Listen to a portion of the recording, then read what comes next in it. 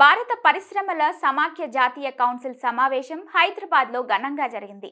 ఈ సమావేశంలో పాల్గొన్న ముఖ్యమంత్రి రేవంత్ రెడ్డి పారిశ్రామిక అభివృద్ధి, రాష్ట్ర ఆర్థిక లక్ష్యాలపై కీలక వ్యాఖ్యలు చేశారు. తెలంగాణను పారిశ్రామిక రంగంలో ముందంజలో ఉంచే లక్ష్యంతో ప్రభుత్వం వివిధ ప్రాజెక్టులు చేపట్టిందని, హైదరాబాద్ను విశ్వనగరంగా తీర్చిదిద్దే దిశగా కృషి చేస్తున్నామన్నారు.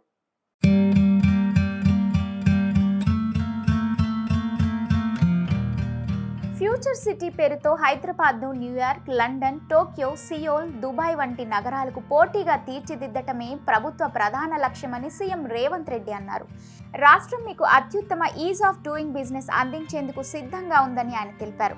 360 కిలోమీటర్ల రీజనల్ రింగ్ రోడ్ నిర్మాణం తెలంగాణకు మరో మణిహారంగా నిలుస్తుందని, ఔటర్ రింగ్ రోడ్డుకు అనుసంధానంగా రేడియల్ రోడ్లు నిర్మించేందుకు చర్యలు తీసుకున్నట్లు తెలిపారు.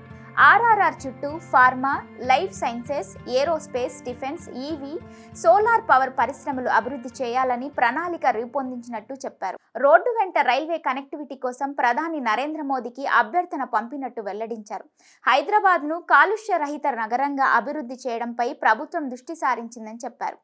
3200 ఆర్టీసీ బస్సులను ఎలక్ట్రిక్ వాహనాలతో భర్తీ చేయనున్నట్టు, ఈ నేపథ్యంలో ఎలక్ట్రిక్ వాహనాలపై రిజిస్ట్రేషన్, రోడ్ ట్యాక్సులు పూర్తిగా రద్దు చేశామని, డీజిల్ వాహనాలను ఔటర్ రింగ్ రోడ్డుకు అవతలికి పంపే ప్రణాళిక రూపొందిస్తున్నామన్నారు.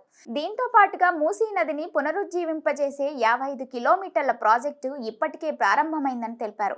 2050 నాటికి తాగునీటి అవసరాలను తీర్చేందుకు కార్యాచరణను ఇప్పటి నుంచే మొదలుపెట్టినట్టు వివరించారు. రీజనల్ రోడ్డు నిర్మాణంతో తెలంగాణలో 70% పట్టణీకరణ జరిగే అవకాశం ఉందని, రోడ్డు అవతల ప్రాంతాల్లో సేంద్రియ వ్యవసాయం, కోల్డ్ స్టోరేజీలు, గిడ్డంగులు ఏర్పాటు చేస్తామన్నారు.